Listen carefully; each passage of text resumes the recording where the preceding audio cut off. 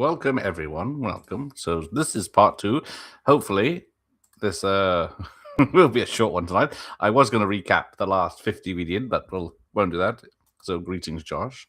Greetings, Ian. A 3-hour countdown. I hope not, but who can tell? Good evening, Monique. And it's been a long week. Hello, Shane. Misery. I can't remember which ones are on the list now. Last one we left off on was Sliver. And we had Separate Lives with Jim Belushi and Linda Hamilton. So, what's at this one? It's alone as for us. Well, I was going to start it earlier, but I didn't know who was here. Hello, Byron. There you go. So, Ian's green crackered, laying on the sofa, waiting for this list. Well, hopefully this will be good. We'll give you some ideas or some memories, and then we'll start with this one. This is Never Talk to Strangers. So Rebecca De Mornay, she was last seen, I think, in the Babysitter one. No, The Hand That Rocked the Cradle, and she's been in a couple of others, but this is the first one I remember on this list. And I don't think I've seen this one. Sarah Taylor, a criminal psychologist, embarks on a torrid affair with a seductive stranger. Doesn't really narrow it down. However, she begins doubting whether she can trust him when a mysterious stalker starts harassing her. So, that one was from 1995. Does anyone know that one? No, not seen this from Josh. Dutch Impossible still hasn't forgiven me. I'm sure part 2 of the soundtracks will be a lot better. A lot more Williams on that one. But anyway, never talk to strangers. But yeah, and Antonio Banderas has done a few of these because this is obviously, I think, is it post Desperado when he was the next big thing? Could not seen this, but could be interesting to see them two together. An intriguing pairing. Worth, yes, I think so. I should check this one out. Oh, Monique's not seen it, so yes, I've never heard of it as either. So let's move along.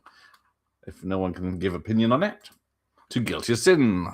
We're at Mecca de Mornay with Don Johnson, where a female lawyer takes on accused wife murderer as a client, but finds herself morally compelled to betray him one way or another.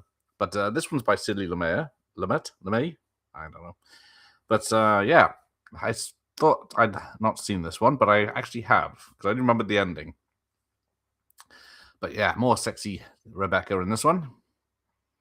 So it's also got Stephen Lang of Avatar fame. He's got a massive Afro-style hair. And the late great Jack Warden's in it, and the music's by Howard Shore. But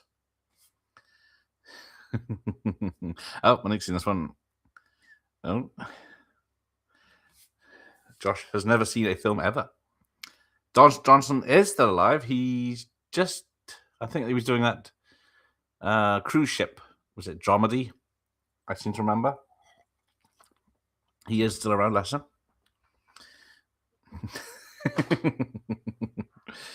The soundtrack debacle was just, we didn't have enough people that I've heard of. But Dr. Impossible did not like the choices too much. There was only one Williams, and that was too much, apparently. Pops up a fair bit there. He does. He's still around, bless him. And he's probably still around in this list somewhere. So that's Guilty as Sin. Then we get Scissors.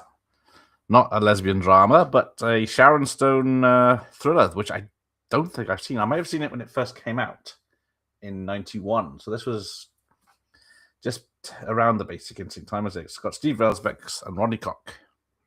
I doubt Exotica would be on this list. Doesn't ring a bell, but never say never. We can add it to the end if you remind me. A woman trying to recover from a sexual attack is locked in a posh apartment with the corpse of the very man she's been dreaming would murder her. She tries to hang on to a reality when objects around her seem to come to life. Yeah, doesn't ring a bell. Oh, Scissors is shit. Hello, Myers. And hello, Franz. What was it? I enjoyed the soundtracks. They educate me on music I've not heard before. See, there you go. This one, look, I'm not fake at all. Look at this. It's got a picture and everything. It's going to be on VHS soon. But yeah, don't know this one. Don't know the director. No. Scissors. Okay, we get two reviews are in there. It sucks. The one thing that stands out in my mind about Never Talk Strangers, other than the stars, is that Pino Donaggio score. The synopsis does sound interesting, but obviously it's a pile of shit. But there we go. Byron's ever heard of it? Okay, I think it went straight to video, to be honest, especially over here. Oh, now this is that's one I have seen and in the cinema. Just need to maximize my screen a little bit better so it fits and I can get to the picture better. There we go. Right, next one is The Temp. Don't get mad, get promoted. So this is directed by Fright Night and Psycho 2's Tom Holland, Faye Dunaway, Oliver Platt, Dwight Schultz, and Lara Flynn Boyle, who is the dirty temp. But it's only a PG. Is it a PG-13? No, it's R in America, but I don't think it was too gory. So, nice guy, junior exec. Peter doesn't play dirty, but unfortunately some of his colleagues do. In comes Chris, his new temp, who is bright and efficient and saves him. She's willing to play dirty for Peter. So, yes, people get done in, basically. So he can rise to the top. From 1993, I don't think it's anything special. Fans remember this as being awful. There you go. So, not one positive review tonight for that one. How about The Temp? I think I remember I did see it in the cinema, and I might have last seen it on TV, but I don't think it was that good. That is Timothy Hutton of what's he been in? The Dark Half and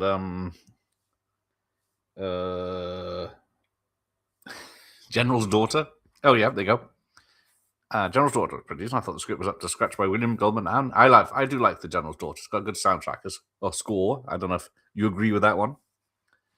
Pino worked with Department of Carrie, Just to Kill, Blur, oh, there you go. Good God. Well, this is what I'm here for, to educate you, Josh. For some reason, you hadn't seen Striking Distance.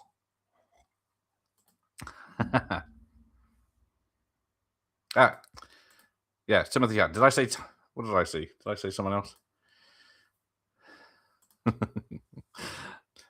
Looks filthy. There you go. The Temp is pants, but lovely. Whatever. Yes, that is the one reason I went to see it. Is the lovely Lara Flynn Boyle from Twin Peaks. Bottom of the bin. He is in the Dark Half twice. Yes, bottom of the bin stuff. It is though. Yes, it'd be a streaming movie today. All right, let's have a look at next then. Obviously, it's more Sharon Stone. This time in a remake. Wouldn't you know? So this is Diabolique from 1996. From the director of Christmas Vacation? I think, yeah. And Benny and June. Jeremiah Chechik, I think it's called. But the wife and mistress of a sadistic dean of an exclusive prep school conspire to murder him. Poltergeist 3, but that's yes. But yes, Chaz Palminteri from oh, it's also shite. Right, there you go. So we got 2 Sharon Stone and 2 shites. I think it's only got 5.5 on IMDb. The Temp had 5.3, so Scissors had a 5.1, so we're not doing too good here. 5.7 for all 5s at the moment. Well, this is blame my list. I didn't write the list. I didn't make the films. So we're going to have to pick it up a notch with Color of Night, which is a terrible poster. But yes, Lance Henriksen, Brad Dourif, Kevin J. O'Connor, Ruben Blades, and Scott Bakula are in this one. It is produced by someone called David Willis. No, possibly a relation. But yeah, let's have a look. That's about it, I think, for interesting. But yes, apart from everyone will mention, Bruce Willis gets his cock out, so in a swimming pool, underwater sex scene. Did Chaz ever start with a Dave? I bet she doesn't get them out. I don't think she does in Diabolique. The French original is remarkable, but just look at the pedigree of the director. There you go. At least I've heard of this. There you go. Color of Shite from Dr. Impossible. The reviews are coming in. Color of Night are finally a masterpiece from Michael Mars. So we have some contradictions now. This was controversial because of the sex scenes. Yes. She just come off, The Lover, which was another Source film, but mainly Asian drama. But this is at least has some killings in it. Who is Jane March? Yes, she was the sinner from Pinner because she was an English actress who did the 2 films about sexiness and then disappeared for a bit. She's still working though. Ruben Switchblades, that's him. Hello, Texas. Oh, I double clicked. That's him. He was a singer as well, wasn't he? Because was he in Predator 2? I can't remember the other thing I was thinking of. Oh, the longer version is worse. Apparently, yeah, there is an extended cut which adds like 20 minutes. That's not helpful. But that is a colorblind psychoanalyst is taught by an unknown killer after taking over his murdered friend's therapy group, all of whom have a connection to the mysterious young woman that begins having intense sexual encounters with. Swimming pools are usually quite chilly, so it wouldn't be my choice for a venue of Full Frontal. Willis was a singer too, yes, Under the Boardwalk. The Return of Bruno, indeed. The famous film where Bruce Willis reveals all, yes. So, hello, Texas. Thank you, Waves. But yes, of all the films, what year was this? 94. Let's just have a look what Bruce Willis was doing. Coming off the success of, was it Die Hard with a Vengeance, which was one of the top films of that year.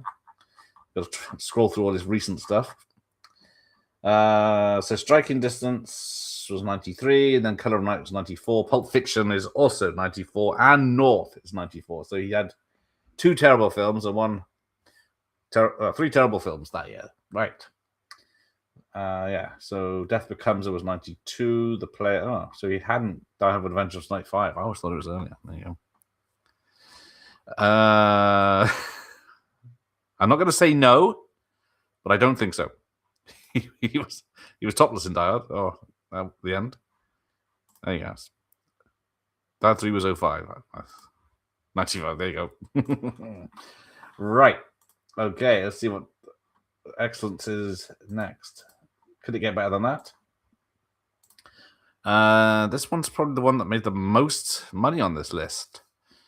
Sleeping with the Enemy. I think this was like the biggest film of 91 almost for this sort of thing. So yeah, Julia Roberts, Patrick Bergin, and Kevin Anderson. A librarian fakes her death to escape her abusive marriage and start a new life elsewhere, but her husband manages to track her down.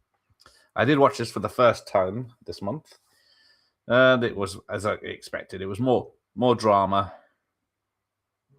than anything else. Ooh. Right. Hey, reading movies. A decent movie. Okay. I'm sure he's talking about Color of Night there. Oh, this one ain't great. See, yeah. Bloody North, exactly. I saw North in the cinema. I think that was the last time I saw it. This one is excellent from Ian. I don't know. I just don't buy have any pity for Julia Roberts, but there you go. Yeah, it's not good. Oh, they're getting various scary and rather realistic. I think that is it does shine from that. Oh, Ian loves Sleeping with the Enemy. I think that's about the film, not just what he does in his spare time. Yes, Patrick Bergin was the other Robin Hood the same year as Men in Tight, Prince of Thieves. He was also in Taffin, which I was checking out a bit earlier because I was just joking with Arthur Matthews, my new mate, co-writer of Father Ted, because there's about 2 or 3, at least, in the one clip I saw, actors from Father Ted are in Taffin. There's Father Ted himself is a comedian in a pub, and then Todd Unctious from the Christmas special is in there as well. That's just from one clip I saw. Very good idea. Yeah, there you go.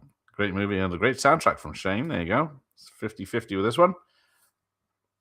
The Robin Hood film was made for US TV, but released in cinemas in the UK. There you go. Thank you for that, Alphabet. Welcome. All right, what else is there? So, Whispers in the Dark. This is... I was going to say it's Cameron Crowe, but it's Christopher Crowe directed this one with Annabelle Ciora and Alan Alda, it's her from Hand the Rocks to Cradle. Taffin is great. It is. Everyone loves Taffin, yeah. Anytime it's Taffin time. Yes, Bergin was also in Patriot Games. I did leave off such thrillers, action. I left off most of the action thrillers. Yep, that was the clip I was looking for. Then maybe you should be living here. To the lovely Alison Doody. Another fake one. Could be. Yes, big red lips. Yes, I thought people... Does anyone actually know this one? The mouth looks too far away from the eye. It definitely doesn't add up, does it? Whether that's on purpose. Eve tells her shrink, Anne, about kinky sex with a man. Anne learns that it's the same man she's been seeing lately. Eve finds out and explodes. A murder follows. I'm not sure who wrote this synopsis, but it's from 1992, and I've never heard of it. Hey, movie fan, welcome. John Irvin. Oh, that's no, never heard of it. Okay. I don't see, apart from Alan Alda, Anthony Paglia's in it. And John Leguizamo, or whatever it is. I can never pronounce these people's names properly. So I'm not going to bother. Right, moving along. Let's get this back on track with everyone's favorite. 3 people: Ray Liotta, Kurt Russell, Madeleine Stowe. Madeleine Stowe, of course, done a few of these things. I can't read the text. Jonathan Kaplan directed this one.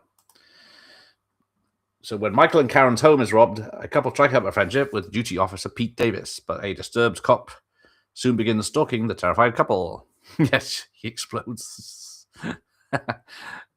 Just watch Mercy. Allow me to give you all mercy. Don't explode while they're watching it. Okay.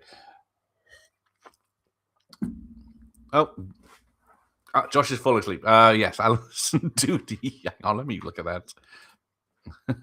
Can have my babies and still looks good, and she was in View to a Kill, and so she's done 3 Bonds technically. What was it? Roger Moore, Pierce Brosnan, and Sean Connery in Last Crusade. Right. Oh, this one was good. Yes, this one usually perks people up. This one's good. This one's awesome. Ray Liotta's excellent. It's pretty all right, says the young person. Love from Andy. And I think Byron would like this one. Yes, this one's a good one. Yes, I seem to remember the kerfuffle of this when it came out.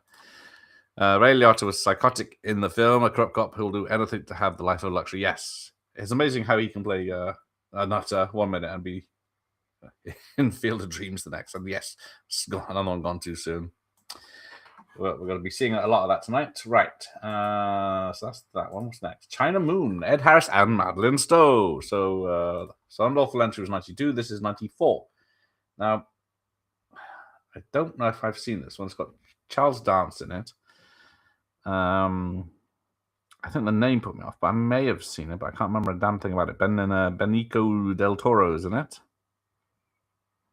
But Detective Kyle Bodine falls for Rachel Monroe, who is trapped in a violent marriage. After shooting her husband, Kyle reluctantly agrees to help her hide the body, but poor Kyle's partner is showing an unusual flair for finding clues. Hello, Ramon. Hopefully there's somebody you'll like here. So Madeleine gets her stoves out. I have reached out to Madeleine Stowe, but she is in something. Is it Welcome to Derry at the moment? So there you go. Any good ones for your list? Yes. Probably not from the start. This one's pretty good. Okay. Brilliant, Martha from Shane. I don't know China Moon. I think the name is putting people off or put me off. Sounds like an Asian drama. There you go. It's from the last days from Orion. So yes, this is 94. So it does have the Orion badge there. I only saw this a few months ago. I watched old Siskel Evil as I watched an old Siskel and the Ebert review of it. Pretty decent thriller. She does that a lot. All right. Let's have a look. What's next then? We got... I got to skip some because some of these are horror, like Urban Legend, I Know What You Did Last Summer, Dark Half, Hideaway, Do Not Disturb from 1999. So just in time. William Hurt, Jennifer Tilly, and Dennis Leary. But yeah, obviously got a German poster here. But Dick Maas did it. And he did the music. And what else did he do? I think he did everything. So tells the story of an American family in Amsterdam whose mute 10-year-old daughter witnesses a murder. The murderers chase the child through the nightly Amsterdam. There you go. Anyone know this? Yeah, what the fuck is that cover?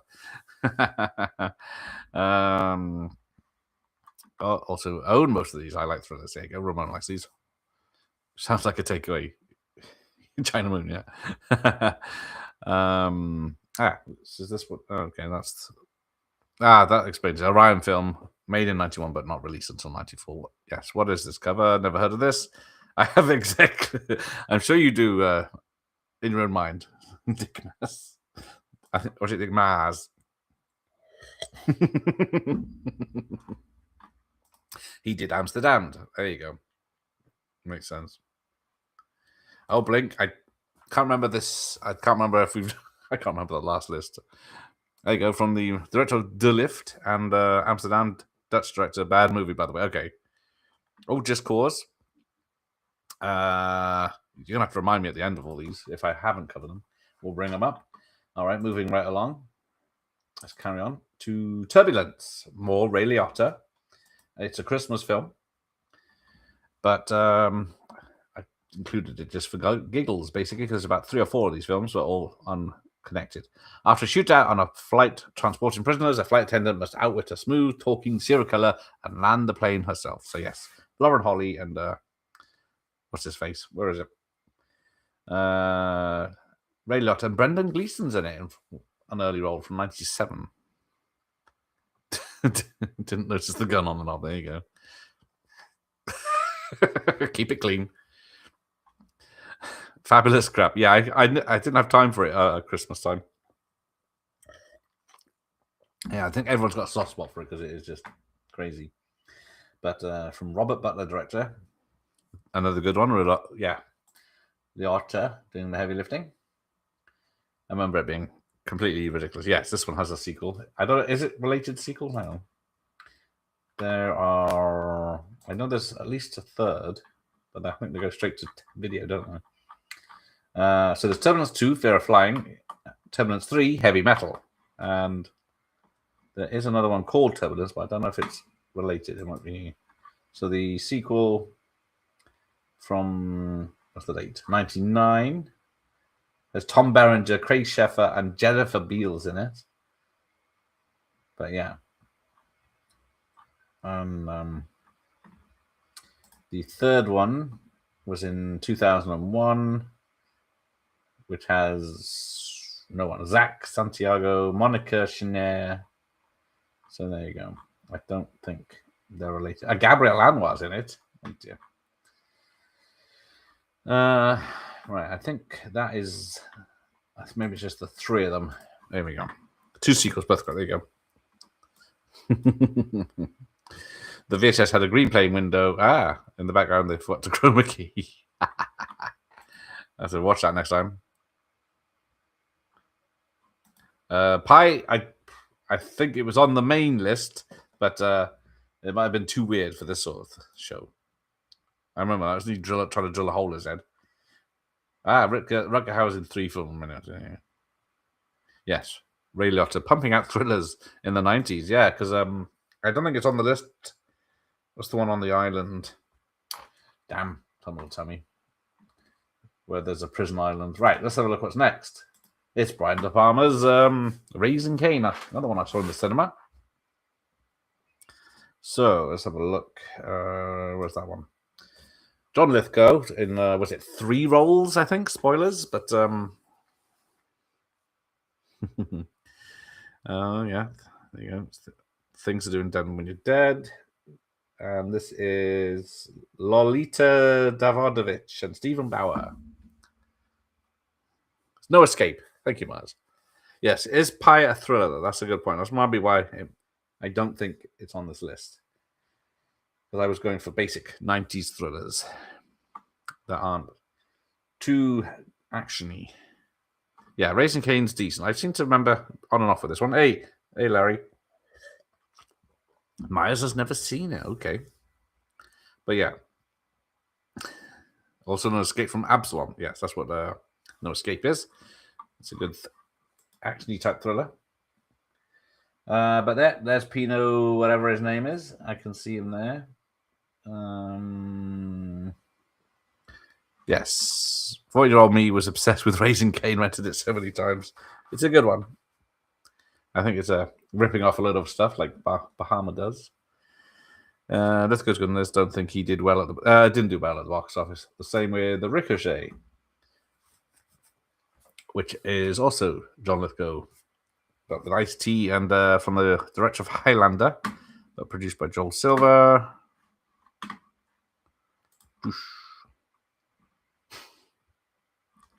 Myers. So Kevin Pollock's in it as well. Music by Alan Silvestri, who is we're doing in March, I think now. A tribute to him. But story by Fred Decker from Monster Squad and Night of the Peeps and RoboCop 3 fame, with a screenplay by Die Hard and Street Fighter's Stephen E. D'Souza. This one's messed up but good. Yeah, I do like this one. He is scary. I wouldn't. Yeah. He fights damn the wrestler from Jesse Ventura, doesn't it? He fights him with a blade, swords, and phone book strapped to them in the prison. Yes, pretty surprising, violent one. Yes, was very heavily violent. We wouldn't think so now watching it, but yeah. Crackerjack, yep. That's good evening. I don't think Crackerjack's on this list. That's a bit too actiony, I think. But let's try Oxygen. Why did I put this on the list? I think this was... anyone know this one? Two guys kidnap the wife of a rich man and bury her in a box with 24 hours of oxygen. Tough NYPD detective Maddie and others get the case. Will they get to her in time? So I think that was probably what it intrigued me. It's got a six stars on IMDb by Richard Shepard. But apart from having Adrian Brody, there's not much I know about this, but I don't think it's straight to video, but I don't remember ever hearing about it before. Yeah, there you go. John Lithgow was insane. There you go. It looks fake. There you go. Never heard of this. Yeah, all right, we're moving along. Maybe the art can join. I don't know. Who's the bad guy and who's the good guy? Also, it's just on the cusp of 90s. All right, let's try Fever, a film by Alex Winter. Now, is that Alex Winter from Bill and Ted, I Hear You Cry, which might be the reason it's on this list, and the fact that it got Terry Hatcher in it. But if I could control my clicking. Yes, it is Alex Winter of Bill and Ted's fame and Freaked and Adulthood. But there you go. Does anyone know this? A struggling artist, Parker, who is, that doesn't say who that is implicated in a string of macabre murders. So Henry Thomas from E.T., Terry Hatcher, and, Bill Duke. I'll say no more about Mr. Duke until I know for sure. Thank you, Michael Myers, for that. Actress is something Tierney from sitcom News Radio and Jim Carrey movie Lila. Never heard of this. Okay. Even worse poster. Okay. I thought the Oxygen poster, I'm guessing, because although this isn't very good. Of Death Wish 3 fame. There you go. Right. Okay. What about Extreme Measures? Back again. Extreme Measures, I don't know. Right. Michael Apted directed this with Hugh Grant, Gene Hackman, and Sarah Jessica Parker. Now, was this his first American film? Or was that 9 months? Let me just check on that. So, Four Weddings was 94, Sirens 94, Awfully Big Adventure 95. Is that poor Alan Rickman? The Englishman that went up a hill and came down a mountain. I do like that one. 9 months is his first American film in 95. Sense and Sensibility, Restoration. Then Extreme Measures. So, yeah, I think it was like the producers said, asked Hugh Grant's manager or whatever agent if he could, if he knew how to handle a gun. Yes, I think people probably watch that one for Terry Hatcher. I don't know if she gets them out in that one. It's a note from Ramon. Oh, there you go. Right. I think the comments are coming out now. Yeah, Hugh Grant. Yes. Hackman was like the king of thrillers, really, wasn't he? Pretty decent thriller from Grant. Yes, another weird, starey face poster. It's not really helping with, is it? But let's have a look. This is Extreme Measures. Young doctor confronts a famous colleague when he learns about the true methods of his work. So it's got Sarah Jessica Parker as well, directed by Michael Apted, who I was confused what he's done. So, Gorillas in the Mist. And The World Is Not Enough. I knew it's... I was confusing with Spottiswoode. But yeah. The World Is Not Enough. And Nell. Blinky also did. I don't know if that's on this. If we covered that last time. And he did Thunderheart, which I should be on this list if I hadn't forgotten about it. But I do like that one. And Critical Condition. I do love Critical Condition with Richard Pryor. And he did Gorky Park, which I always remember being really dull and boring, but I watched it this last year. I really enjoyed it. But yeah, there you go. That's him. Right. Oh, I missed. There you go. See, I missed the comments. They locked for me. There you go. 9 months was his first film. Like 9 months. Yeah, that explains a lot. Yes, why is this? Yeah, if you want to say, oh, why is Hugh Grant looking like an old man? He's never done anyone else than Hugh Grant.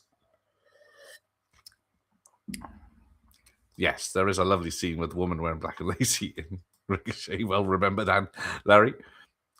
Yes, Ambulance was in the last one. Coma, I think, 70s, is it? Just about. There you go. It's made by Hughes Production Company. And yes, Apted, I saw that. Did Up Series of Docs. It does look like a rose. Maybe it's supposed to be a little bit. 9 months was bloody awful. I've never seen it because it just looked awful. The fact you didn't like F1 and something else that was up earlier that. Yes, the Michael Keaton. Oh, that Michael Keaton one might be coming up in a minute. Yeah, there you go. 9 months was a remake of the French movie. I think you are correct, Ramon, as usual. Right. Okay, there's that one. The Best Laid Plans. Now, this one always confuses me with another. The one from last time with the... What was it? I can't remember. Right. So this is by Mike Barker with Alessandro Nivola, Reese Witherspoon in an earliest role, and Josh Brolin from 1999. One False Move I was confused with. That's the one. Or A Simple Plan. There you go. And hello, Darius. Welcome on Twitch. Yes, 9 months was mauled by the critics. I don't think even Robin Williams could say that one.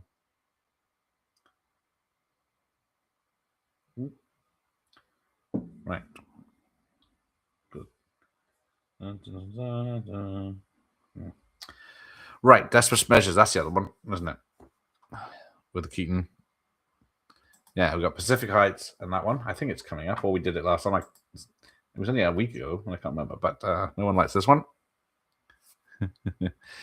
I don't like Mole Man. Okay, right. I don't think there's anything special about it. A botched robbery leads two crooks and an unwitting buddy into a web of passion, crime, and murder in a twist-laden film noir. But obviously, yeah, no one's heard of this one. Right. Andy Warhol poster. There you go. That's about. Now, I don't mind. There was a reason I put this one on the list. I'm not sure what. The Wrong Guy is... It looks more like a comedy, but it's got Jennifer Tilly, Dave Foley. After his boss's murder, Nelson's on the run for fear of prosecution. He hides in a small town to avoid the police, which should be easy because they know he didn't do it and aren't looking for him. So yeah. There you go. Ian's seen it. There you go. He's seen it.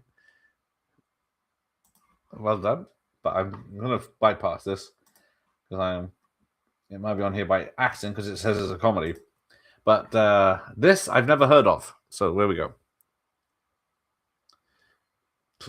Yes, Clearance Tracks, Usual Suspects. And yeah, that might be why it attracted my attention subliminally. So this is Harvey Keitel, Cameron Diaz, and Craig Schaefer. A prominent judge, his wife, her ex-lover, and the neighbor encounter a dead body that complicates their lives. But yeah, is this the... Oh, it's awesome. There you go. I thought it was the reviews for The Wrong Guy, 6.8. So I thought it's from 97. So there you go. Ramon loves it. Oh, no. So we get reverse ones. The Wrong Guy is awful. Okay. He put Tilly on the cover, yes. Oh, this is a good one, is it? The poster is terrible. It's like, paint. Head underwater could be dangerous in more ways than one. Yeah, this is the 90s, not the best. There you go. Is it like the mask? I'll take it. If she's curvy as the mask, yep, that'll be good. So yes, this is a 6.0, so it's well received from 96, but I don't think I've ever heard of it. Or it does look. It could be a drawing. It could just be. Good evening, Iris. Throw me. But apart from that, I know nothing about this film. There we go. So The Last Supper, Cameron Diaz. There is a link in some of these. Courtney B. Vance, Annabeth Gish. So yeah, for some reason, Guest House Paradiso is on this list. So go for that one. And Wrongfully Accused. A group of idealistic but frustrated liberals succumb to temptation of murdering right-wing pundits for their political beliefs. Bit of politics there. It's got a 6.7. It's from 1995. Directed by Stacey Title. I think that's a real name. Yes, Jaws 4, but superimposed with the ears. She's fit in one film mask. She suddenly stopped eating. That is true, Byron. By the time she gets to Charlie's Angels, she's just got the body of a boy. So, so the director has passed away and also directed The Bye Bye Man. So let that sink in. I didn't put this list there. I just chose the ones I wanted to talk about from a list I found. And hated this one. Okay, never heard of this. Posters are diabolical. There you go. Saw it like that screen. Don't remember it being out much. Okay, right, let's move along to Hard Rain. There we go. We talked about this the other night, so there's not much to say. When Morgan Freeman, Christian Slater, Randy Quaid, armed robbery goes wrong, it's raining, double crosses, people bad guys. Okay. That's why it was supposed to happen before. Yes, spunky hair roll, that's it. I forgot about that. So The Edge, Anthony Hopkins from Lee Tamamori, who, what did I watch earlier? Damn. Another fucking film with Morgan Freeman in. Anyway, Die Another Day director. So, but the story written by David Mamet. So it's got some, and Jerry Goldsmith did the music. Elle Macpherson as the third wheel, but everyone just remembers it about being about the bear. Yeah, even the Hard Rain poster is in that. Yeah, Minnie Driver's in that. Very angry faces, very angry. Yeah, Hopkins off the rails. The Edge is a great film. Isn't bad. Some good moments. Yeah, I don't remember it being. There you go. It was Die Another Day. Thank you. Great survival action horror film. There you go. Love The Edge. Died recently. Yes, Lee Tamori, I think, did die last year. All right, Love The Edge, but not the U2 Edge, I guess. Oh, Ramon loves The Edge. He does have Elle Macpherson, the body in it, hence for the reason she's called that. Oh, that's left. All right, then 8mm. So I watched Hardcore the other day with George C. Scott, where he goes out to LA to find his daughter who's missing but appearing in pornos, and then 8mm follows the same lines where he goes around LA looking for people starting off in the sex shops and working his way up. But this is from 99, just covers it, but directed by Batman and Robin's Joel Schumacher, Joaquin Phoenix in his first big grown-up role just before Gladiator. James Gandolfini's in it, but yeah. Private investigator is hired to discover if a snuff film is authentic or not, but it does have a sequel. I don't know if anyone's seen the sequel. I think it's a straight-to-video sequel. Let me just double-check. I think I've seen it once when I watched Roadhouse 2. It doesn't mention 8mm 2 anyway. There to go. 8mm2. Yes. Made in 2005. Oh, yeah. American diplomat and his fiancée venture the sordid world of sex and pornography in Budapest to find out who is blackmailing them with a video taken of them. So, yeah. Nothing to do with it. One of those filmed in Eastern Europe ones. Oh, don't remember liking 8mm. Oh dear. It wasn't too bad, but I can't remember anything that happened in it. Yeah. It is very seedy. Decent hardcore, was it? Hardcore was a good film, but like as people said, the endings doesn't sit right. But ooh.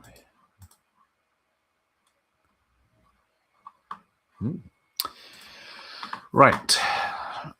Didn't know how to sequel. Yeah, it's one of those you don't need to bother. Just like Dirty Dancing 2 and stuff. Yes. Joel Schumacher and James Gandolfini lost from this one. Phoenix was in U-Turn before that. Okay. I may have seen. I don't think I saw that. It's still under impressed by 8mm. It tries too hard to be dirty and leaves the greatness behind. It is a very safe film, I will give it that. But then, what about The Gingerbread Man? So this is a Robert Altman film. All-star cast of floating heads, but it's what's his face? It's a John Grisham, but not based on the book. So this is his first film where he wrote it just for the film. And I saw this one at cinema because I saw all the Grisham ones: Firm, Client, Runaway, Jury, and Pelican Brief. There you go.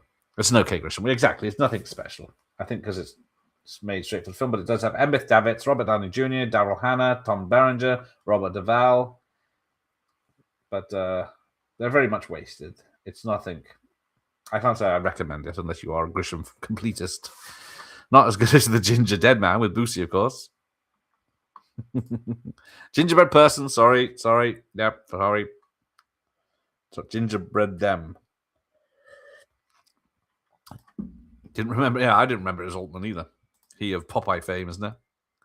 The Client is a good one, yes. That's a very watchable one. That's probably the darkest one, isn't it? Oh, Time to Kill. I love that one too. It's no Popeye. There you go. I knew someone else would know that one.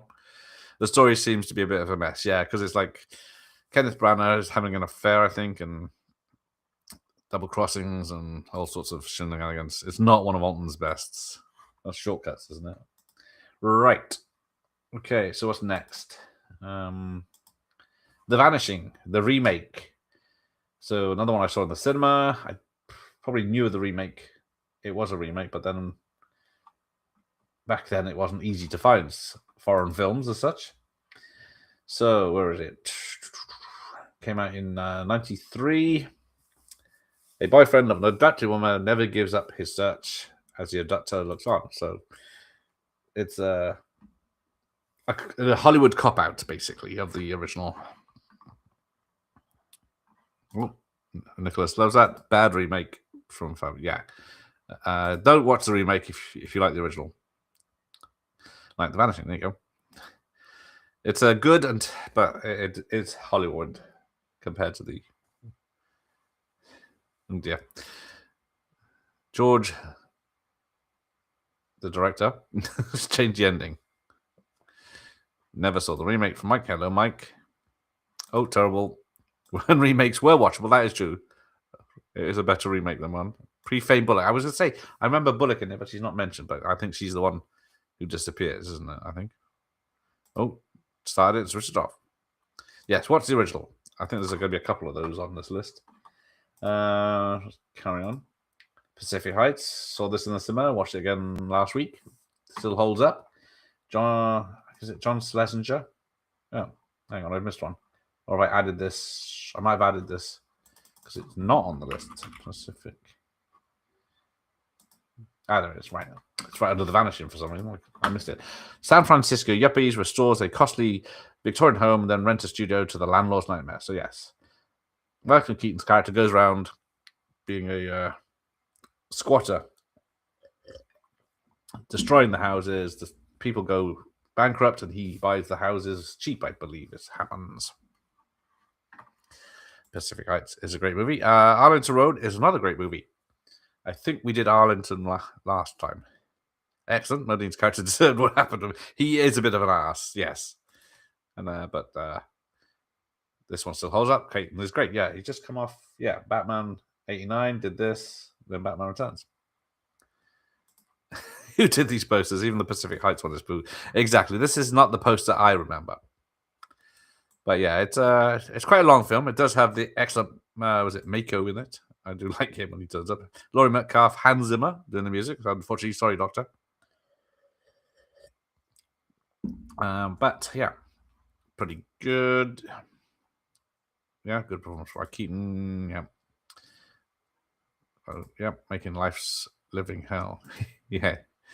Not bad for Pacific Heights at the cinema. There are some plot holes. Yes, there are plot holes. And here, kitty, yes. Right. Okay, so we had Deceived, I think, in this list with Goldie Hawn. I was screaming then.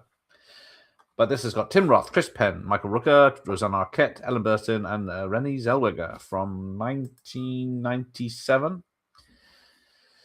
It's directed by Jonas Pate and Josh Pate.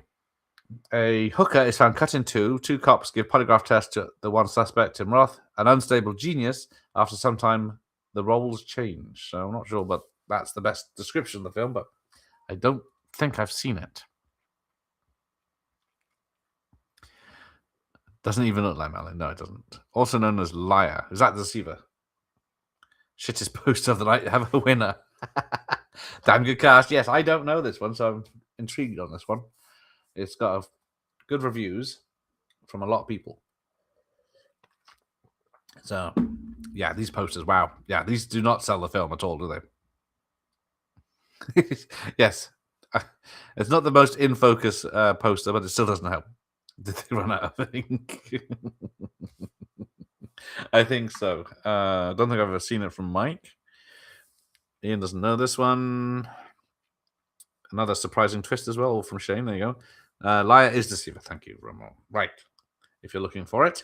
So obviously it's pretty good. But then we get to Jade, which I give it many chances, but it's still not good. So this is from, what's it? William Friedkin with David Caruso, hot off his TV cop show. Linda Fiorentino, hot off her other film that I can't think of the name of it. And Chaz Palminteri again, before he was diaboliqued. A bright assistant DA investigates a gruesome hatchet murder and hides a clue. He is found at the crime scene under professional threats and an attempt on his life. He goes on heartbroken because evidence points to the woman he still loves. I think it's, Joe Esterhaus writing duties. But can't make out who else is in it. Michael Bean's in it, I think, and Richard Crenna. Yep, Muff Diver post. Yes, marketing is the bottom drawer of these ones, yeah. One room thriller involving lie detector test. Oh, there you go, pretty cool. Not great, this one. Nope. Liar, that is, yes, I thought so. Jade is okay. Still need to see the uncut version. I can't remember if I've seen which one, but I don't think I can make it fun. It's great, not great, but fun. Highly depressing slop. Oh, one of Freakin's worst from I was going to watch Sorcerer if I had time, but I don't think I will. That's it. The Last Seduction. Also, Oscar reject. It's all right when we got films like Sinners getting the biggest amount of Oscars ever. I wonder why that is. Yeah, I think actually can't remember much of it. I can't remember much of it either, apart from David Caruso's in it and Jade. But I don't think she's not as sexy as it makes out it is. All right. What about The Fan? It's Tony Scott this time. John Leguizamo, Benedicto del Toro, or whatever it is, and Ellen Barkin. Hans Zimmer again doing the music. But I think I've only seen it a couple of times, and I was quite bored, so I don't remember much happening in it. But yeah, so it's Robert De Niro and Snipes together at last. So, an all-star baseball player becomes an unhealthy focus of an obsessive salesman. Yeah, there's not much. I didn't think there was much in the unrated one. 27 Oscars for Sinners, yes. It's probably a good film, but I don't think it needs 16 Oscars. Or 27. Because she wasn't nominated for the Oscar because Last Seduction was shown on US cable TV first. Oh, that's a bitch, isn't it, when that happens? Another shit poster. But I like this one. Okay, he likes the film, but not the poster. But yeah, that's... People got paid for this. Where's Graham Humphrey's book? This is the type of posters you need. Except these cost money and time. Where this one, they made in the lunch break. There are 3 films called The Fan at least. Very watchable, very average and overblown. There you go. Right. What about Lower Level? This one looks interesting. David Bradley. It's either the martial artist or the one from Harry Potter. And apart from that, it's 1991's a depressive woman who is happening through difficult times, becoming the object of desire of a security guard who reads her diary and is then obsessed with her sexual fantasies. But I've never heard of this, but right. Let's have a look. It is American Ninja David Bradley with Elizabeth Grayson. I think, is she from Highlander the Raven? Yes. She's from Highlander. I recognised the blonde picture of her, yeah. Only did 22 episodes of Highlander the Raven. I thought that had a couple.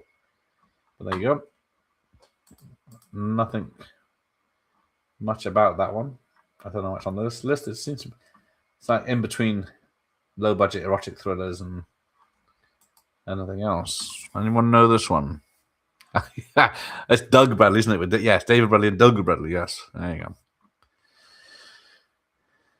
Yeah, the UK quad for Elm Street 1. This excellent thing here pisses on the... Yeah, you never got it on physical media unless you got the VHS. Direct-to-video, can't remember anything about it. Okay. Don't recall Lower Level. So, Paramount. Yeah. Just another role reversal. Sinners being nominated is so much a joke, doesn't count for much when all the competition is a load of shite. Yeah, best of a bad lot, maybe. What about One Good Turn with James Remar, Susie Amiss, Lenny Von Doolen from Electric Dreams, and John Savage? What about that? One Good Turn is this tense thriller. A businessman and his wife regret taking in a soldier who saved his life earlier. I did watch The Matador with Pierce Brosnan earlier. That was all right. But this is directed by Tony Randall, who you may remember from such films as Hellraiser 2, Escape from New York. What? Oh, he's editor on Hellraiser 2. Visual effects on Escape from New York. There you go. What did he... Directed 23 things. A Doggone Adventure. Power Rangers in Space. Fist of the North Star. Oh, get some points for doing ticks. And Amityville 2. Oh, Amityville 1992. It's about time. And he did direct Hellraiser 2. There you go. And that's about it. DEFCON 4. I remember the poster, but I don't know the film. Sinner was better than F1 right off. Poster looks like Best Day Plans. Don't know this one exactly. I think it's just sideways on, isn't it? John Savage always seemed like a good actor, but he was in some right crap. Who is John Savage? Why does he... I know I should know this one, but damn. There's no link for him. Sorry. Do it later. We're scratching the bottom of the barrel. Well, we're still going through. We've still got plenty to go, so where are we? It's not even for the first hour yet. Oh, Hellraiser 2 is my favorite, I'd say 3 is my favorite, but 2 is probably the better one. What about Night of the Running Man? This one gets mentioned on a few live streams. Scott Glenn and Andrew McCarthy. I think this went straight to video in the UK, but from, was it Commando director? And what else is it? Showdown Little Tokyo, Firestarter, and Commando, Class of 84, Mark L. Lester. Oops. God damn it. Fat fingers. Right. A Las Vegas cab driver discovers stolen $1 million and is trapped by the relentless and cold-blooded assassin sent to retrieve the money. I seem to remember it being pretty good, but just probably seen The Running Man. Not the shit remake, yeah, exactly. Night of the Running Man is bloody awesome. Shame no one's seen it. I haven't seen it since it came out on VHS. But there we go. It is Scott Glenn being a hitman, which is pretty good. Okay. See what's next. The X. So we've had The Temp. We've had all this. Yancey Butler from What's it? Hard Target. John Glover's in it as well. But so this, I don't know. I only put this on because it's from the director Mark L. Lester. In order to get her husband back, an architect psycho ex-wife kills everyone she can get her hands on. But it sounds like a blast. Susie Amiss and Nick Mancuso. See. Nicholas loves Night of the Running Man. It's good, yeah. Oh, it used to be on late night TV. Heavily cut. Okay. The X is great too. There you go. I always found Scott Glenn rather underrated. Yeah, I always love him. And apart from Silence of the Lambs, all his other stuff. Oh, it's forgettable. More Commander, director of the X. Yes, it's not that good. Okay, right, moving right along. I didn't expect much from it, but I was hoping someone might like it. But what about James Belushi, Lorraine Bracco, and Tony Goldwyn? Let's have a look at that. Scrolly.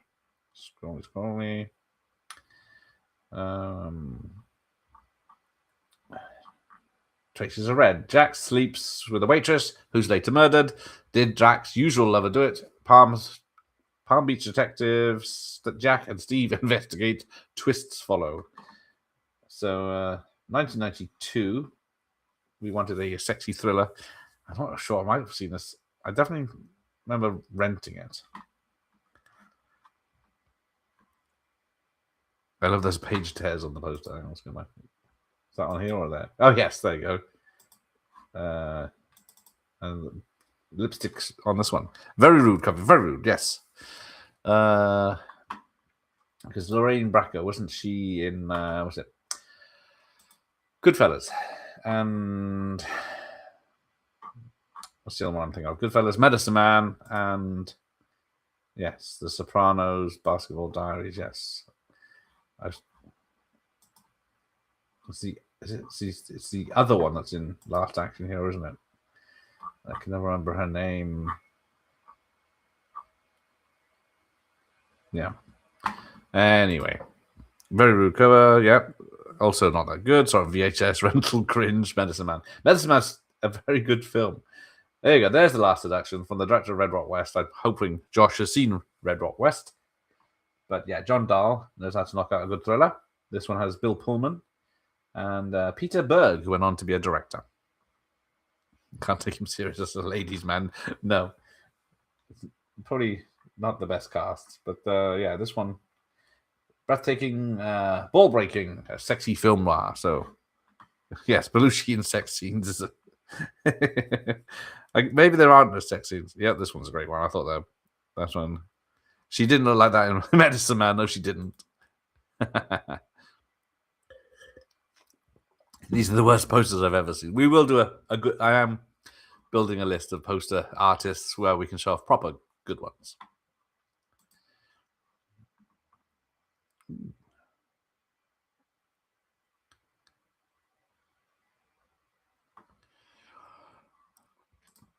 Right. I enjoyed this film. Awesome director of noir and thriller, John Dahl. Yes, I think I have reached out to him. Yeah. Oh no, not recently. Only in 2023 and 2022. So, sure, he might be. This is a must watch. Of all the films, yes, watch this one. She is sexy as hell in this. I know she was. People didn't seem to get on with her in making films. And that's why she was only in Men in Black 1 and not 2. Right. Blue Steel. I think this is on the list. I think, is this 90? I always thought this was an 80s movie, but yeah. Blue Steel from 1990. There you go. Catherine Bigelow with Ron Silver and Clancy Brown. A rookie in the police force must engage a cat-and-mouse game with a pistol-wielding psychopath who has become obsessed with her. But I've seen it a few times. I don't find it very exciting. That's just me, though, isn't it? And the FCC won't let me be. I'm just going to try and...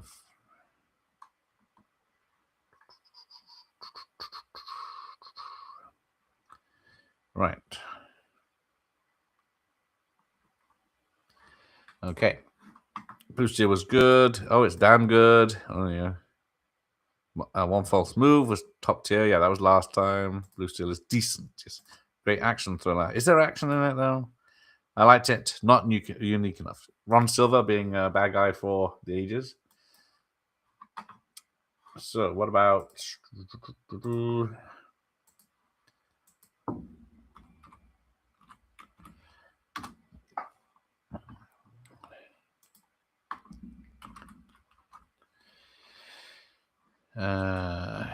Right. Okay, California. Now this one I do like. This is pre X-Files, obviously. I think so. This is scroll down for this. California with a K. So Brad Pitt, Juliette Lewis, and directed by Dominic Sena. A journalist duo goes on tour with serial killer murder sites with two companions, unaware that one of them is a serial killer. So, yeah, Dominic Sena, famous for. I'm trying to think what it is. Swordfish. I am a fan of Swordfish. I know it's bad. And director of Gone in 60 Seconds and Whiteout with what's the name? And Season of the Witch with Nicolas Cage. So, yeah, music video man, which is what they used to do in the 90s and 80s. Hire music video directors like my mate Stephen Hopkins. Yeah, no credit for Duchovny, yeah. Which is odd. And they've even hid him in the car. I don't know. Because no one's going to care who he is. And he's the second most famous person in this one now. Yes, I think this is the first time I realized how talented Juliette Lewis was. Yeah, going from Christmas Vacation to this, which was, what year was this? 93. And Cape Fear, I think, was in between. Yes, Ensign Rowe from Star Trek gets them out. Well put, Byron. Underrated. Oh, entertaining. Yeah, a good one. Oh, have we got all positive reviews? See, I am a fan of Swordfish. Will be on this year's watch list, party list. Yes. There's a good guy who is undermined by them, yes. X-Files was big then too, wasn't it? Yeah, 93. It was the same year it came out, wasn't it? Who's that? There's the girl from Escape from LA again. Ooh. Yes, Brad Pitt plays a right nut in this. Yeah, look how greasy he is. The characters felt a bit too shallow for my liking, but it's fine. This next one, I do like this one. It's a shitty poster. So yeah, Willem Dafoe, Mary Elizabeth Machado, and Mickey Rourke. But this one, I do enjoy this one because it's Ronald Donaldson. Now, is he a Bond director as well? I can't remember which ones he's done, if at all. There were No Way Out. That's not a good thriller. Species. That's why I always think of him. The Species. He did The Bounty, 13 Days, Dante's Peak. That might be the and Cocktails. That's it's Brosnan link. Right. But yeah, small southwestern town sheriff finds a body in the desert with a suitcase with $500,000 in. He impersonates the man and stumbles into an FBI investigation. Got an early role with Samuel L. Jackson in this one.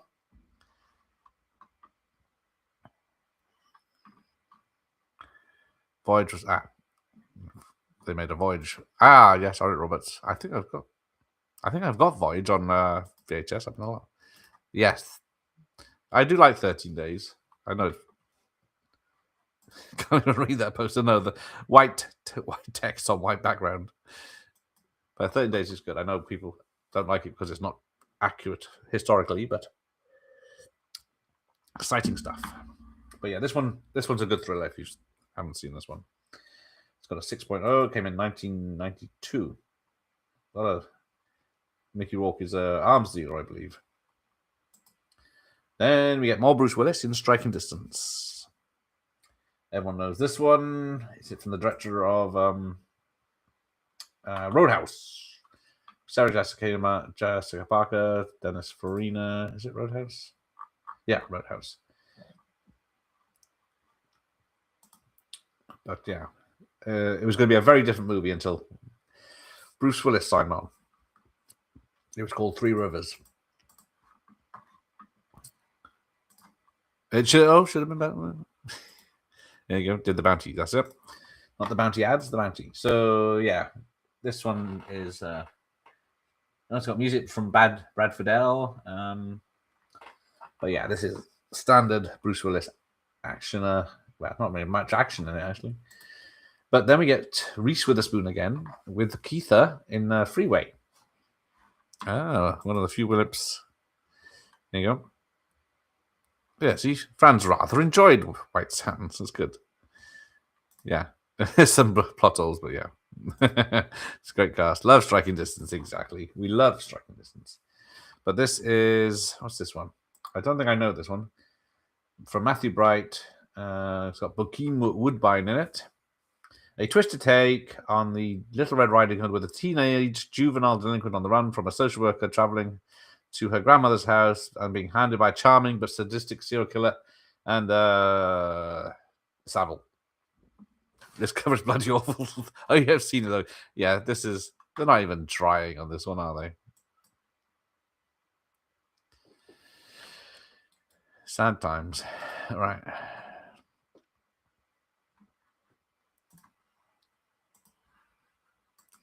Okay.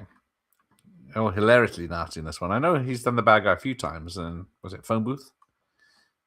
White Sand suffers from... sorry. In the thriller department, needed more application to the script. There you go. I can't argue with that, but there's a longer uncut that's even more profane. Ooh.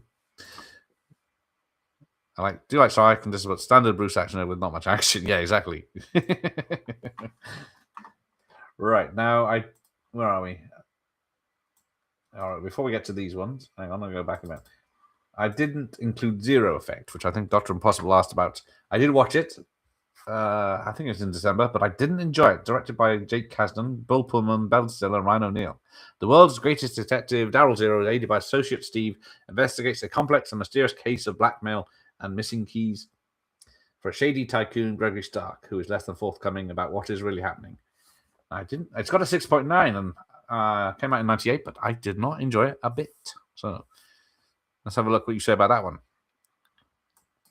I'm not going to get the poster up.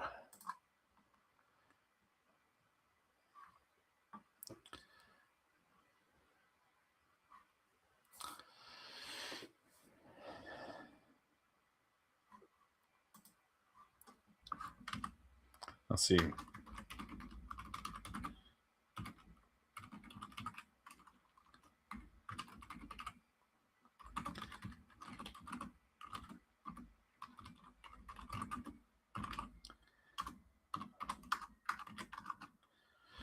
Right. Just gotta copy this.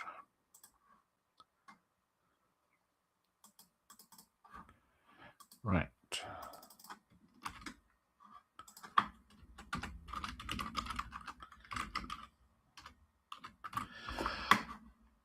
Right. What's the verdict? Oh, Rush is great. Yeah.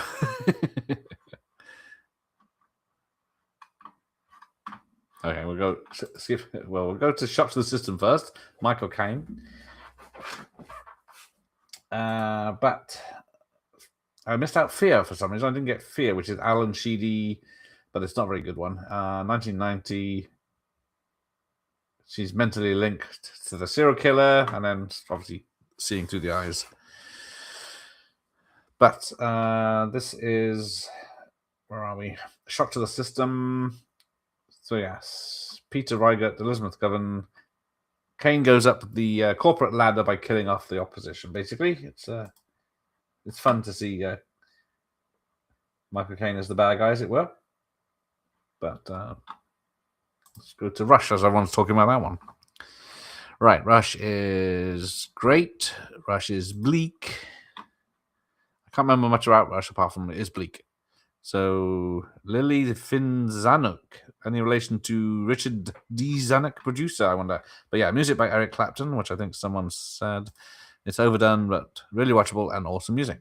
Clapton wrote Tears in Heaven for the soundtrack of Rush, which is unfortunately when his son died, wasn't it? Which is a shame. Great opening shot, goes on forever. Shock to the System was interesting, very surreal, strange, but bold and interesting. There you go. Looking out for sharks. He probably was. Someone liked Jason Patrick before Speed 2. I guess he thought I would boost his career. And unfortunately, he was wrong. Sam Ellis in it, okay. yes, Shot the System disappeared at the box office. I saw it on VHS. I don't remember it getting there. But we got Jeff Goldblum, Alan Bates, and Kathy Baker and Mr. Frost. Let's have a look. Oh, Rush, I forgot to mention, was two small-time Texas cops go undercover. I have seen this. To catch a major drug dealer sucked into the drug culture. But Mr. Frost is from Philippe Setbon. A serial killer gets sent to a mental institution, but as his insidious presence causes the doctors and orderlies to receive strange visions, his psychiatrist tries to find out his true identity. I've seen it, but I don't remember a bloody thing about it. Who's in this screenplay? Phillips. Yeah. No, nothing about this one. Cover looks like Mr. Giggles.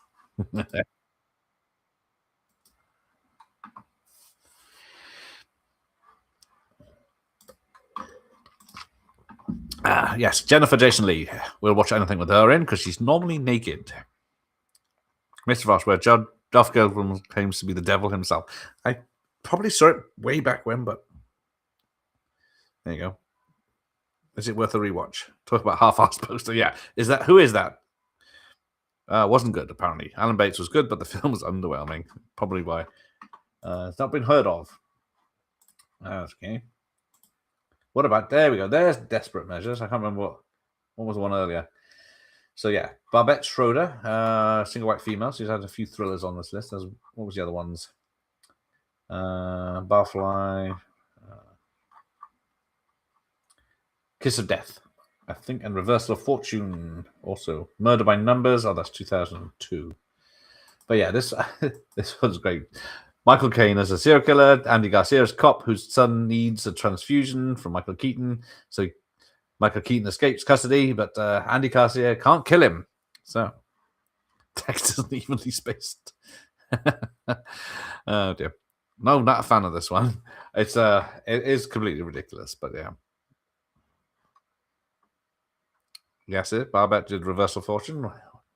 What do you give the woman who has everything? Insulin. Not seen it. It was good. Oh, there you go. It's just, it's crazy.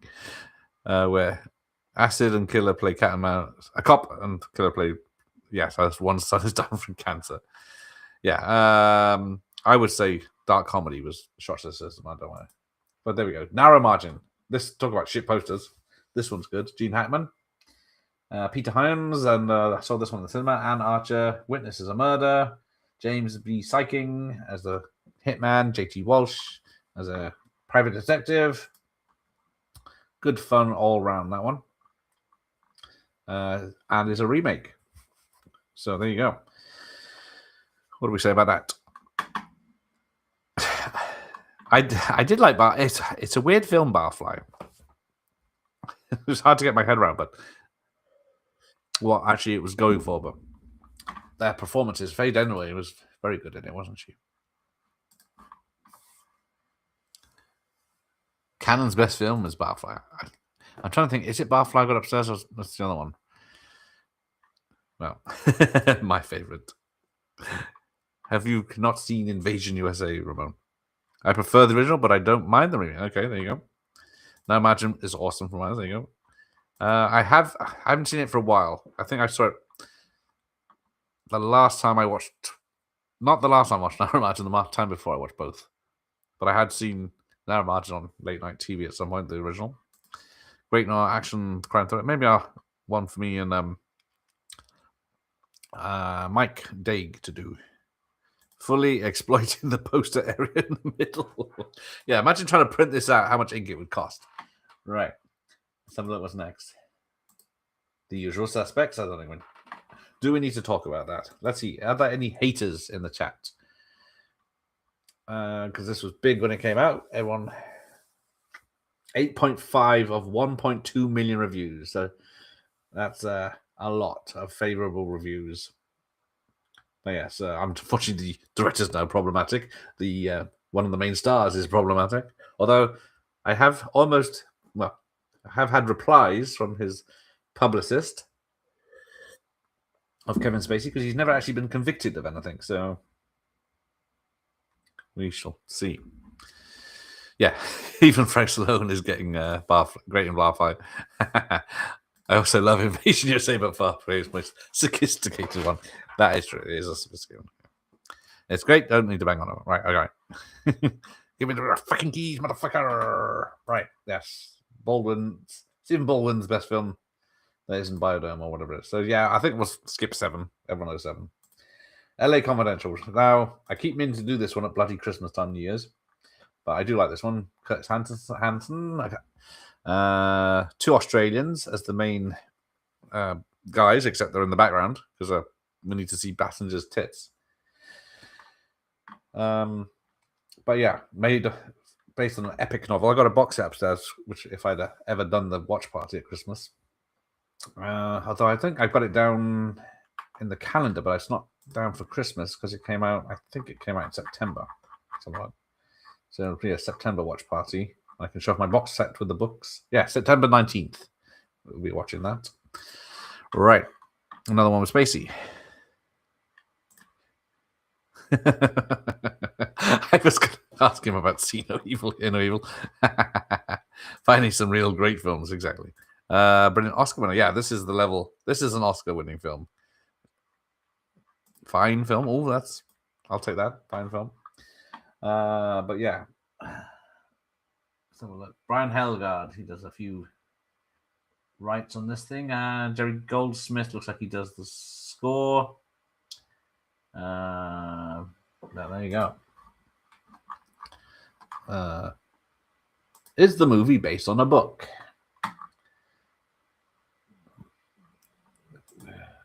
What's his name?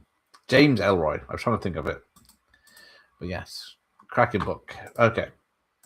Shallow Grave is some British films now. Oh, one of the great neo-Wells. I'll turn that miles. A woman like Kim Basinger. No, Kim Basinger. All right. Joan Severance. I'm being serious. I think I reached out to her last year.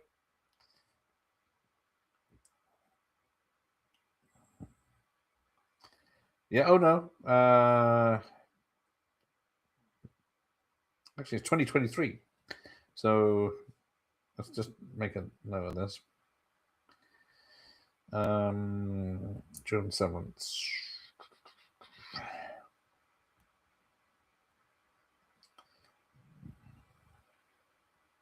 Right. From See No Evil, Hear No Evil's best scene.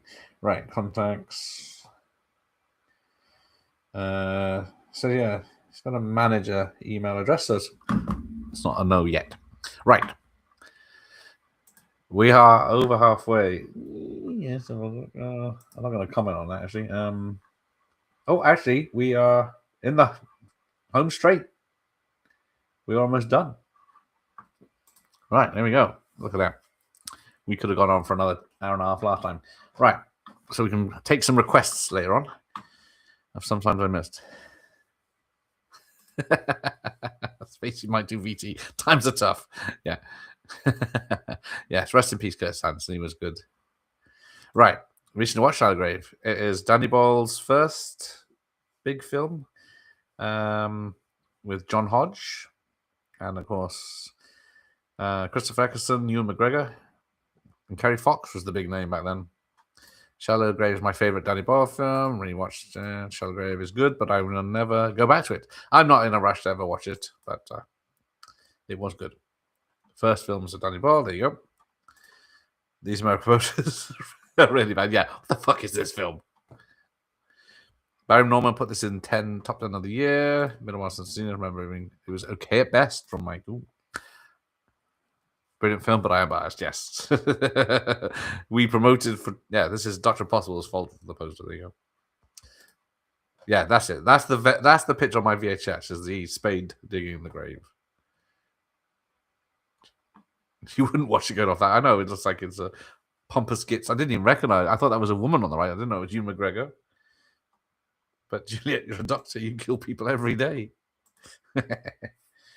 I can tell, Joan, I'm the only person on earth who's ever seen and loved Payback from 94. I think I've seen Payback from 94. It's not, is it? It's not the, which Payback is that? It's not the Mel Gibson one, is it? Yeah, UK poster is better. Yeah. It is really good, considering the budget and lack of star power. YouRun was a nobody back then, yes. I think Danny Boyle was doing Inspector Morse episodes. Yes, there you go.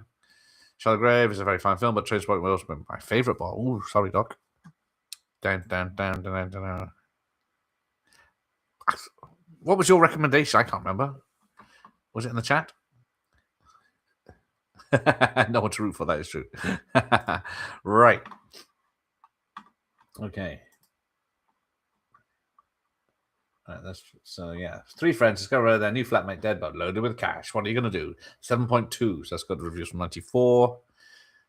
Urban Welsh books are more intense than the film, but Trainspotting is good. I've read Trainspotting once. Don't know if I understood any of it. Right. Now, I'm guessing this is a thriller.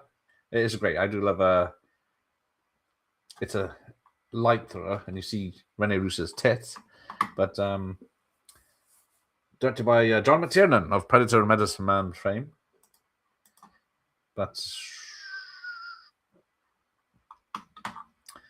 let's have a look. I've lost it. There it goes. Very rich, successful playboy amuses himself by stealing artwork. Payback, the Joan version, very rooted in the kitchen, with just like the postman rings twice. There you go. I'm sure she'll be wanting to remember that. Good evening, Stacey. We all love bonus threads. Wait and see. Okay. Okay, so decent remake. Hated it as a kid. Okay. I like this remake better than the original because I found the original very boring. So there you go. Let's see if it's yeah, a lot more accessible than the original. There you go. See, Ian knows. I prefer this one to the original. Oh, it's not just me. There we go. Pretty good remake from Alphabet Cat, and Michael Barrett likes it. Still haven't seen 28 years later. I've heard mixed opinions. Same here. I'm probably not the best person because I wasn't excited for either of them. And then the more rave reviews it gets, the less I want to watch it. The original was Steve and Faye. Much better. Oh, there you go. See? The UK poster made it look like an action film. That it does. I think they were going for Bond, weren't they? I think this is the only... Is it because of Roger Moore and Cannibal Run? This is the only film where a Bond actor was allowed to wear a tuxedo. That wasn't a Bond film. Right. And I think another remake. Ransom from 96, directed by Ron Howard. It's all right, 20 years later, not seeing anyone again. We had nothing to do with the US marketing campaign of Shallow Grave. Just the British one, so the good posters, that's all right. I remember renting it because it was Bond, thinking it was big action. 3 years later, like, yeah, it definitely... Oh, it's Bond. Saw Thomas Crown in the cinema, sexy and sophisticated thriller, and yes, I like it more than the original. We have wieners. Yeah, I saw it in the cinema as well. I think I saw this one in the cinema. Gary Sinise, Rene Russo again. Because Ransom was 96, Thomas Crown was 99. That's it. That's what everyone remembers. Give me back my son. I'm not letting you have this money. I'm going to pay people. I don't mind Ransom at the time. I'm not sure how it would hold up now. It probably looks very dated now, doesn't it? Listen, that is true. Because I have put the original Ransom on the list to watch in the it's probably in the autumn because I was going to do the original Ransom the day before,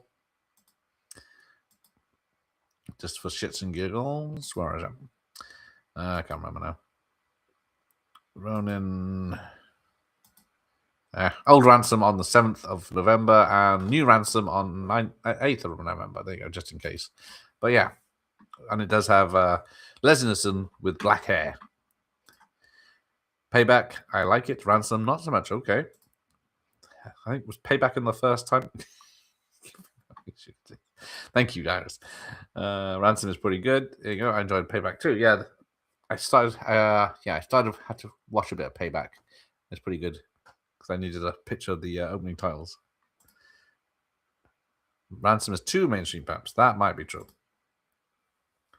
I remember growing up and going to see Thomas Crown, feeling grown up because I was 15. It was a 15 and I was 16. Isn't that kid Nick Nolte's son? The power of the internet compelling me. Let's have a look. It is Brawley Nolte. Well done there.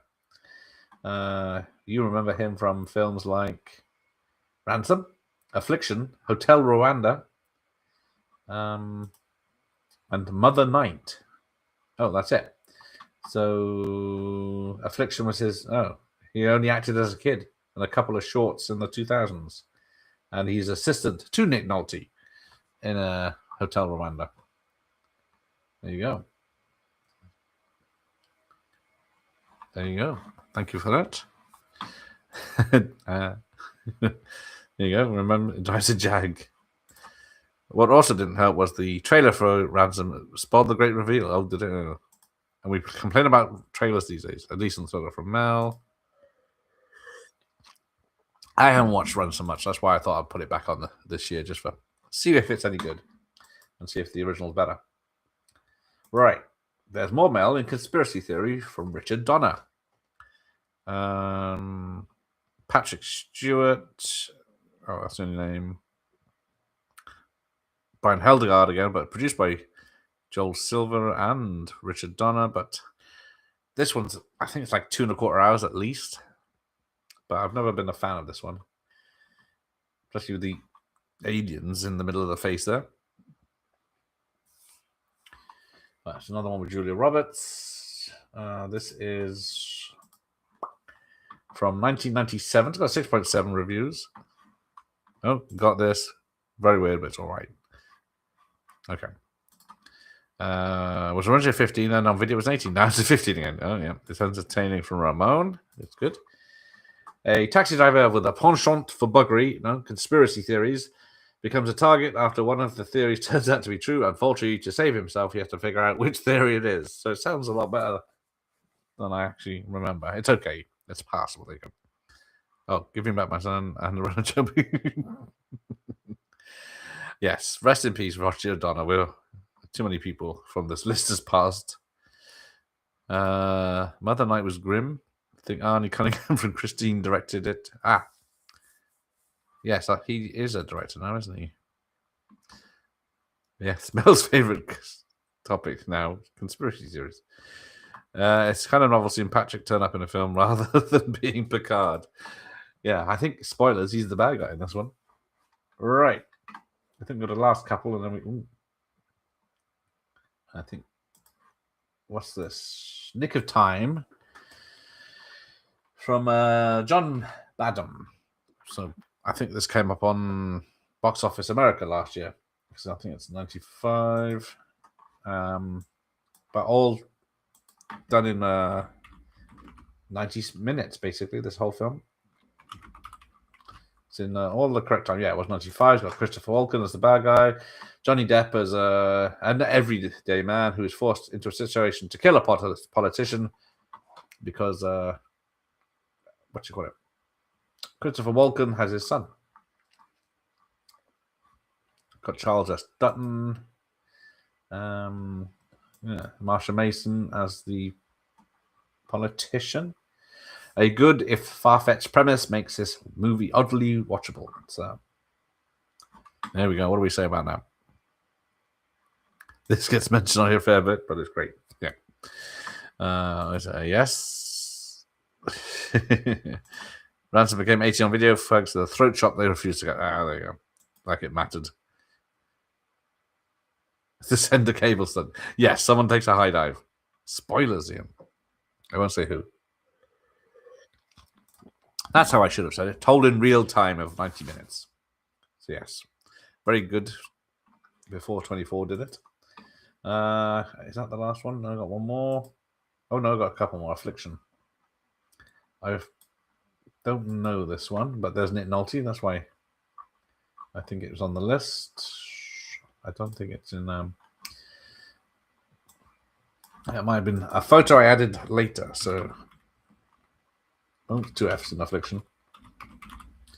Right, from 1997, Sissy Spacek, Nick Nolte, James Coburn, and another Paul Schroeder one.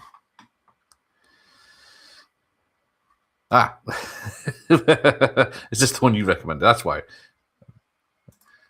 Wouldn't the Powell movie run for sure? Yes, it is. Shut up, Myers. Right, cough, cough. It was this is someone's. Right, let's see what this is about. A deeply troubled small-town cop investigates a suspicious hunting death while other events jeopardize his sanity. So it does sound good. 6.9.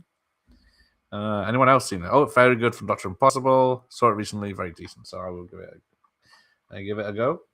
Can't say fairer than that.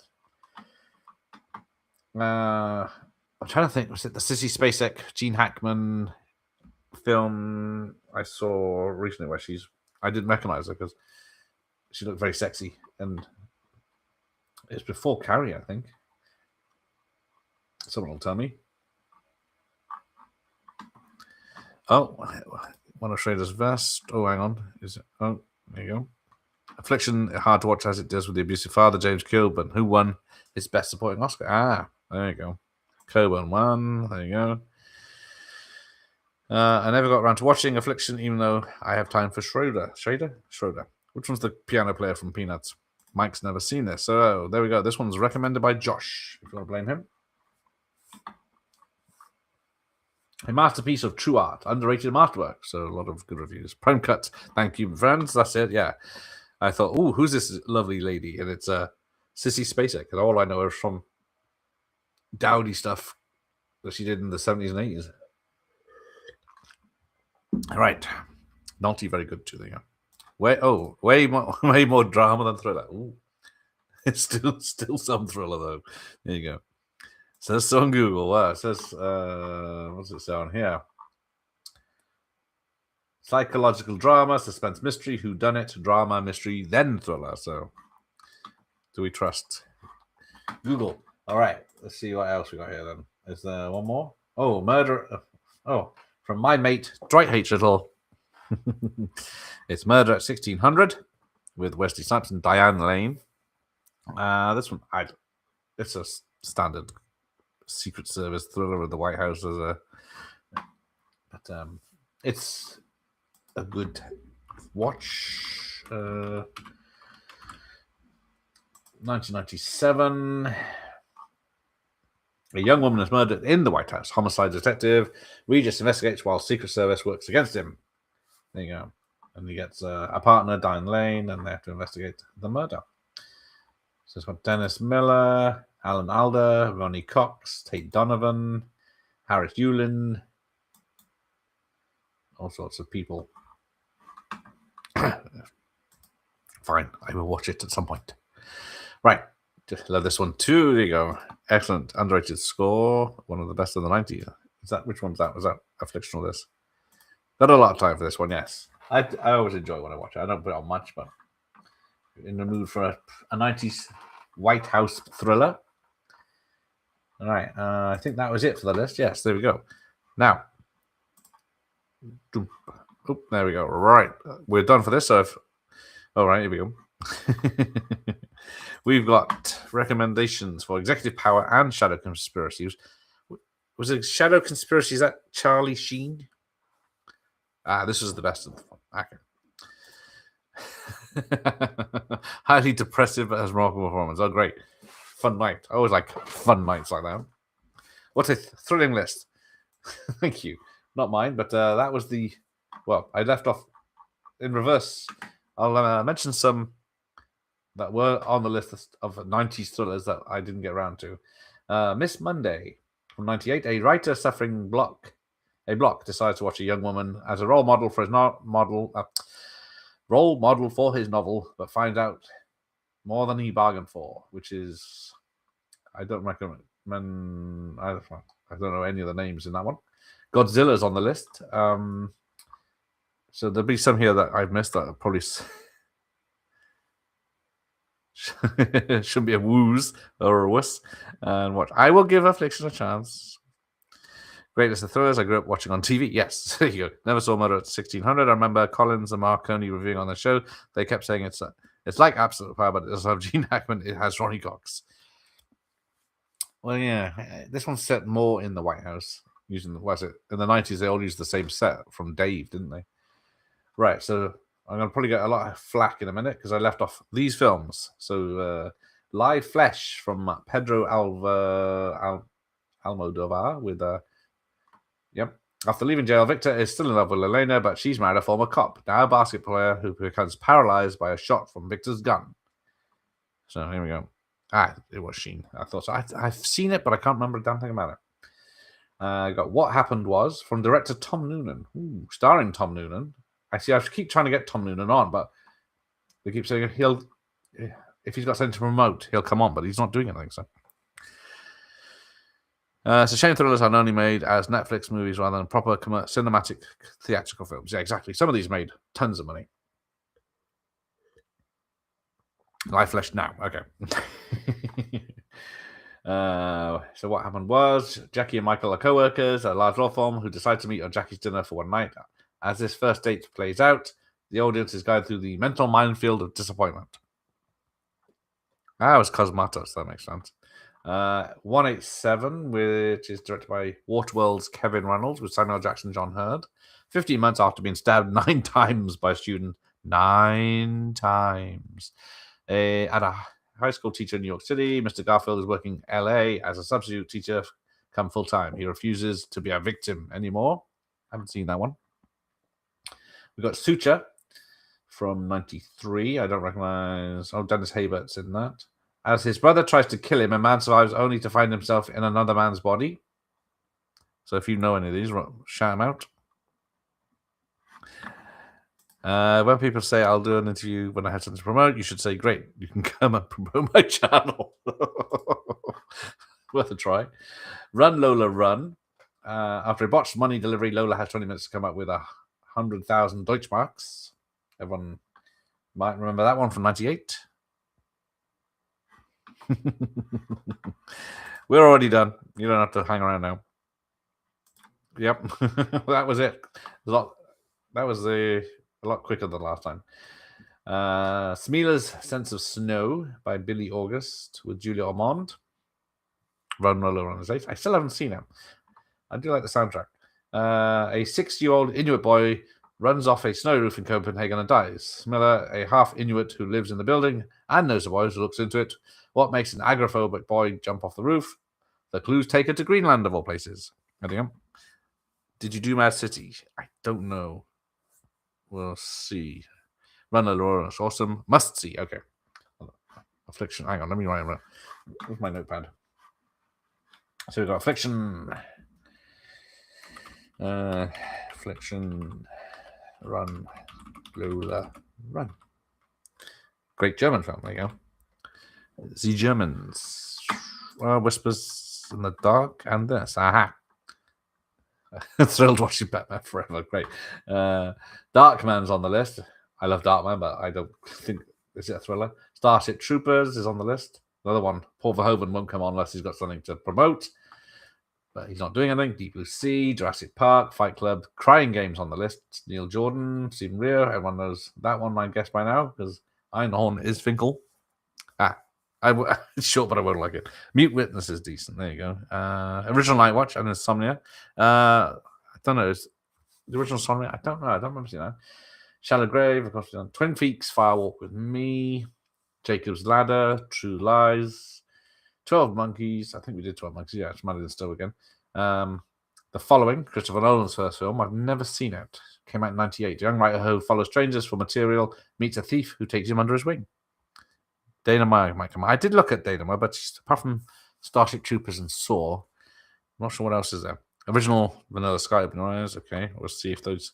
I'm not sure how many foreign films. Dante's Peak's on the list. So, X-Files movie, All the Little Animals, which does have Christian Bale and John Hurt in from 1998, but it's got a long description, so I'm not reading that. The Interview with Hugo Weaving, a duel between a suspected murderer and detective pressed by people who want results, but whose skin is really wanted. The Following is fine. Good suffering. Okay.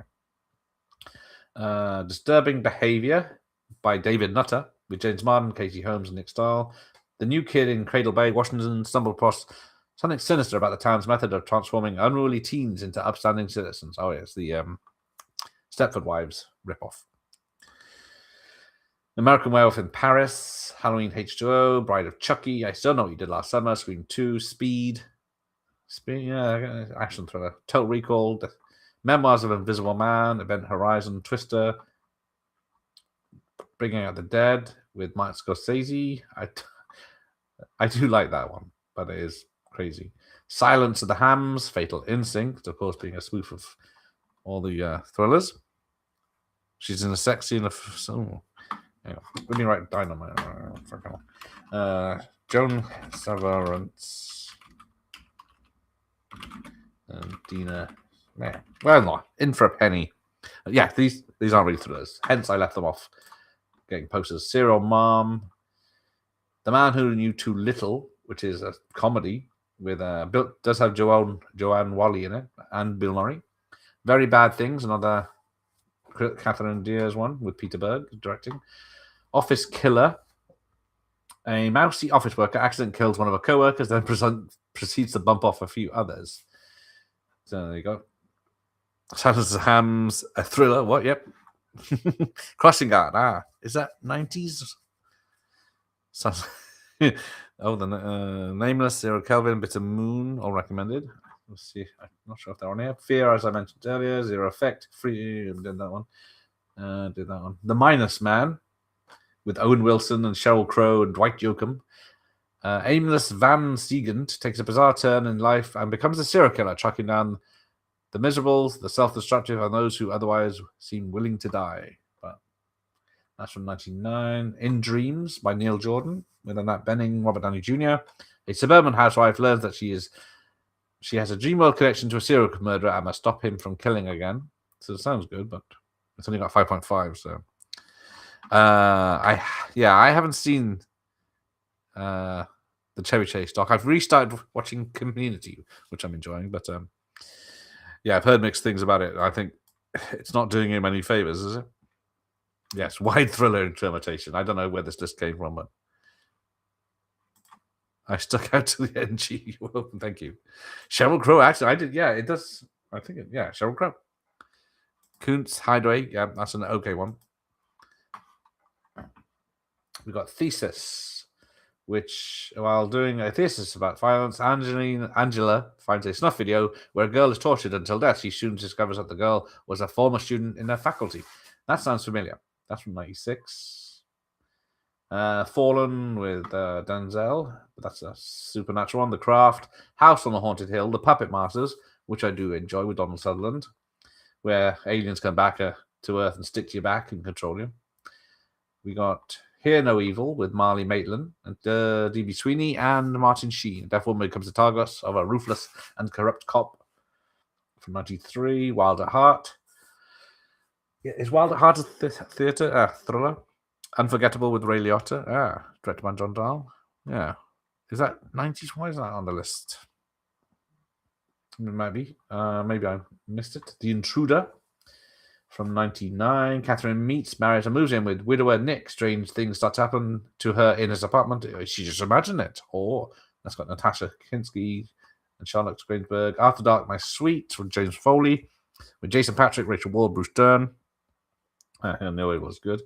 After he escapes from a mental hospital, a former boxer works for a widow. When she asks him to get involved in the kidnapping, he has second thoughts. See, that sounds familiar. James Foley. Past Tense, Scott Glenn, Anthony Paglia, and Lara Flynn Boyle. A cute, mysterious woman moves in across the street from Gene, a cop novelist. He's invited over one evening, but finds her murdered and calls the cops. Next day, as if it never happened. Is he going crazy? Well, that was great. I don't know what to make of Chevy. I think he's somewhat misunderstood and he had a terrible upbringing, but I don't think I would want to hang around with him for too long. Yeah. I love a list as much as I love wrestling. Exactly. Paper Mask with McGann. Imitator. I remember the trailer for that. Do your own wrestling lists. Famna Kita. I don't know if that's coming up. Temptation with Jeff Fahey. Alison Doody. That's a long one. I'm not reading that out. Okay. Ultraviolet with Eze Morales from 92. A park ranger and his girlfriend run into a young man in the middle of Death Valley desert. He shoots the ranger, kidnaps the girl, and starts playing psycho sexual games with her. The wounded ranger gets a shotgun and goes after them. So that one sounds familiar. Then we got the Sitter with Kim Myers from 91. So we've got the ex, the temp, the sitter now, and a delusional babysitter goes on a psychotic rampage, putting a little girl she is looking after in danger. Clean shaven. Oh, Peter Green. Yeah. Wilder Heart is a brilliant modern-day romance crime thriller. Yeah, a lot of these have multiple names. If I Should Die Before I Wake from 1998. A suburban family is held hostage and terrorized by 3 intruders while a 16-year-old daughter hides, then exacts her own brand of terror on the assailants. Overexposed, with Catherine Ottenberg and David Norton. Morrison from Larry Brand's The Drifter makes his return. In this film, he must figure out who's stalking the star of a soap opera and do everything to protect her once he does. Sure. The Neighbor, there we go, with Rod Steiger and Linda Kozlowski, used to be Mrs. Crocodile Dundee in 1993. Boy loves mother who dies giving birth. Boy kills baby brother. 50 years later, boy, now doctor, sells a neighboring house cheaply to a pregnant woman who looks like his mom and wants to be her doctor. Will he also kill her unborn son? After Dark, My Sweet Terrific, there you go. When the Bow Breaks, with Ali Walker, Martin Sheen, Ron Perlman, police detectives investigate the apparent serial killing of several children after finding severed hands. Ooh, that's from 1994. We'll have to do British thrillers. Is there that many, though? Mercury Rising, I don't think that's on this list. I'm only going to do ones I know now. Right. It's getting late. Oh, it's Friday, though. Right. Did that one. Right. Afraid of the Dark. No. 13th Floor I didn't mention. It's more of a sci-fi. Sphere. Wrongly Accused. Guess that's Paradiso. Yeah, there you go. We're back up to the top of our today's list. Do Not Disturb. That's another. Oh, we did that one. That's Dick Nass. Right. Urban Legend. Dark Half. Hideaway. I know what you did last summer. Brain Dead. Body Parts with Jeff Fahey. Did that. Right. Where did we get to? Here we go. These are the ones from last time. The Passion of Darkly Noon. Don't remember that one. Narrow Margin feels 80s. It does. I think it was just on the cusp, wasn't it, of 90. So I think we did. Oh, The Ninth Gate. We didn't mention last time.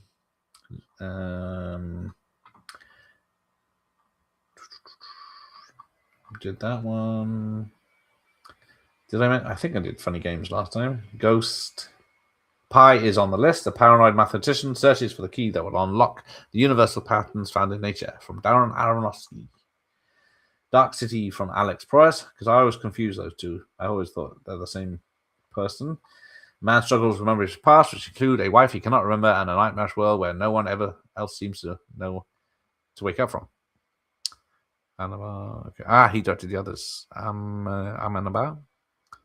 Has there ever been a better character actor than Rod Steiger? Nope. Face Off, The Faculty. Did that. Did that one. Crash. That's Cronenberg's. Scream. Whew. I think we're almost back. I think we did Lost Highway, didn't we? Dolores Claiborne. See, I always thought that's more of a drama. There's Mute Witness from Anthony Waller with Maria Zundina. A mute makeup artist working on a slash. Oh, did we do that one? I can't remember. I think we did that one, didn't we? Did someone mention that from this today? Is it the same Mute Witness? Stir of Echoes, In the Mouth of Madness. Open Your Eyes. Yes, a very handsome man finds the love of his life, but he suffers an accident and needs to have his face rebuilt after surgery as it's severely disfigured. So there you go. Existence, and number one is Misery. There you go. Right. We're done. You're very late, Mike. We're done. So yeah, Mike's back for Carry On, Doctor. Hopefully Sunday night. He's not replying to my messages, but I'm assuming we're still doing that. We're just naming movies out. Yes, exactly. That's why I left them off the pictures list. Dark City. Pre-90s nostalgia overload for me. I need to rewatch that. Because the guy was the same guy that did The Crow and iRobot, wasn't it? And he loves the the new Crow film. But unless someone else has got some recommendations, let's call it a night. I'm not around tomorrow because I'll be in Bristol. Yes, exactly. There's a few fours. And this one's actually pretty good. It's what's his name? Frankie Howard's in it, and he's good value for money. Thank you. A good list. Not my list, but the best list I could find. I always wanted to see Dark City. Yeah, it's very weird. Oh, Byron's going to be back for his Carry On Doctor, so that's Sunday night. What was it? Sunday? Hang on, I'm going to go back. What I'm doing next week, might as well tell you if you're still here. So yeah, No Retreat, No Surrender. I'm watching the documentary from Oliver Harper in the cinema in Bristol tomorrow night. Carry On Doctor. Sunday, F1 on Tuesday, Box Office America probably Thursday. We're going to be in the video store looking at films you probably never heard of on Friday, and maybe a Linda Blair film that isn't Sorceress, because that will be in February with Alucard. Shattered, there you go. City Shattered. Shattered was on last time's list. That's one of my business meeting. Yes. Does Babs get them out? There's a lot of there's about 3 women topless, but you don't see anything. It's more like just side boobs and backs. Because Babs does sunbathe on the roof topless. And there's another woman in the bath. But yeah, I wasn't paying attention. She does in Karen again, Doctor. Is that the one where she has hearts, glittery hearts on her nips? Lieberstrom, yeah, that was in the last one. Not many people knew that one. Again, Doctor, you should do too. We will be getting around to that.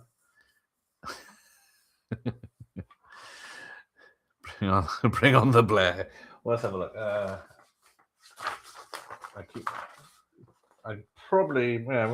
What's he gonna do? Where are we? My posters are printed out.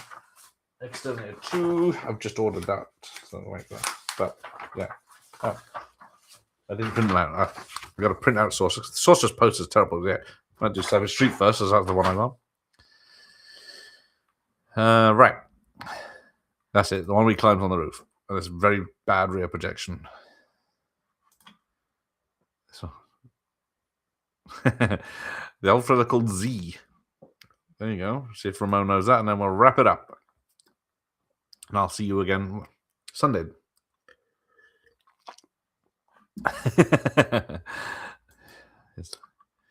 I won't be. I don't have the VHS for that. I couldn't find it or afford it. So I do have Hell Knight coming, but that's a terrible looking DVD. But it's uncut at least. So I got Hell Knight, Savage Streets, Sorceress, and something else. I thought. Oh yeah, you know that. Oh, Chained Heat, that's the one. Thank you, Mike. Yes, Chained Heat with Sybil Danning, isn't it? Sybil Danning and her in a prison shower. So, what's like? Have fun tomorrow. Yes, I don't know if anyone here is going to Bristol tomorrow night, but yeah, I'll see you next time, and I'll say good night. Good night, Dr. Impossible. Good night, Ian. See you Sunday. Plenty of pics with your clothes on this time. Yes, sorry, that was an accident. I'm hoping to get some pics. Lands in woman's bathtub. She's got an orc set. Exactly. There you go. And the Ramon's listing stuff crash. That's the Cronenberg clash, I guess. Yes, love Hell Knight. I'll be inseparable watch with that. Well, the more trivia, the better. Says me looking it up. And Franz can't spell his out of you. Good night. All right. Thank you, Ramon. Thank you, Franz. Thank you, everyone else. What time is it? Maybe time for a film. Night, night, Myers. God bless me. See you in the morning. Not too early. All right, night all. All right. Let me turn this off. It's a love fest. So yes, Mike will be here Sunday night to carry on some. Take care.